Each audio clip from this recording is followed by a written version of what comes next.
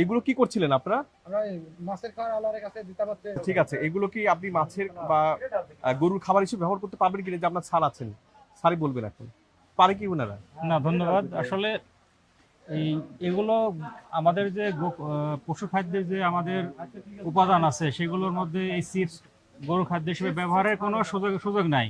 নুডলসও তাই? হ্যাঁ, নুডলস একই উপাদান, এগুলো প্রসেস খাবার এগুলো যেহেতু। হ্যাঁ, আপনি যদি গমের ভুসি কিংবা আপনি খেসারির ভুসি, ভুট্টা ভাঙ্গা আপনি খাওয়াতে পারবেন, কিন্তু এগুলো এভাবে চিপসের সঙ্গে অনেক কেমিক্যাল আছে, এখানে এখানে টেস্টিং সল্ট আছে, এখানে তেল আছে, এখানে ঠিক আছে আরো বিভিন্ন অ্যাডিটিভস আছে। তো এইগুলো যদি আমরা খাওয়াই তাহলে আমাদের গবাদি পশু কিন্তু অসুস্থ হয়ে পড়বে। বিশেষ করে আমাদের যে টিম্পানি হয়, কার্বোহাইড্রেট এনগোর্জমেন্ট হয়ে গরু পেট ফুলে কিন্তু গরু অসুস্থ হয়ে যাবে এবং অনেক ক্ষেত্রে গরু মারা যায় এগুলো।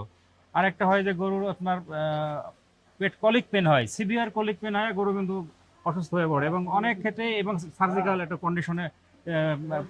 আইনের কোথাও বলা নাই যে আপনি চিপসকে গরুকে খাদ্য হিসেবে খাওয়াবেন, এবং চানাচুর, নুডলস কোনো সুযোগ নাই। এবং এটা অবশ্যই যদি আপনার খাওয়ায় থাকেন, যদি কেউ, এটা একটা অনৈতিক কাজ করছেন এবং এটা দণ্ডনীয় একটা অপরাধ করছেন আপনারা, ঠিক আছে, এবং একটা অবলা প্রাণীকে ক্ষতি করছেন, পাশাপাশি ওই গরিব যে কৃষক খামারি আছে তাকে আপনি ক্ষতি করছেন, ঠিক আছে। তো আসলে আমাদেরকে ভোক্তা অধিকারকে ধন্যবাদ দিচ্ছে, আসলে তারা যে তাদের সজাগ দৃষ্টির কারণে আসলে আমরা একটা আজকে এত বড় এক ক্ষতির হাত থেকে আমরা মানুষকে রক্ষা করতে পেরেছি।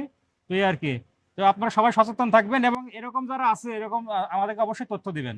ধন্যবাদ। জি মহোদয়, আসলে আমাদের কাছে অভিযোগটা ছিল কি যে ওনারা আসলে তৃণমূল পর্যায়ে এগুলো পৌঁছে দিচ্ছে। জি জি। তো তখন আমরা তৃণমূল পর্যায়ে যেমন চিপস গুলো একটা বস্তার ভিতরে দিয়ে দিচ্ছে, চানাচুরটাই দেখলে বোঝার উপায় নেই এটা মেয়াদ উত্তীর্ণ। সেটাই। কিন্তু ওনারা বলছে যে মেয়াদ উত্তীর্ণ কোনো একটা ভালো কোম্পানি বা এগুলো থেকে কালেকশন করেই তারা এগুলো দিয়ে দিচ্ছে। জি জি। তাহলে তখন আমি তাকে জিজ্ঞেস করেছি যে আপনার তাহলে সেই ডকুমেন্ট গুলো দেখেন। সোর্স দেখাতে হবে আপনার। সোর্স দেখাতে পারছে না, কাকে দিচ্ছে সেটাও দেখাতে পারছে না। আপনি কোথায় দিচ্ছেন আপনার হ্যাঁ। চালান থাকা তো লাগবে। এটা যেভাবেই হোক, আপনি যদি পশু খাদ্য হিসেবে ব্যবহার করতে চান বা মাছের খাবার হিসেবে ব্যবহার করতে চান, কোনোভাবেই কিন্তু এটা গ্রহণযোগ্য না।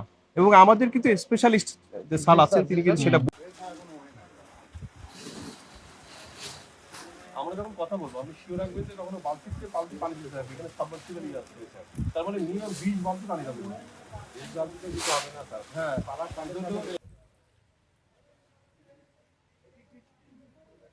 পানি আমাদের গায়ে আসবে। হ্যাঁ, পরে করো এটা। ঠিক আছে।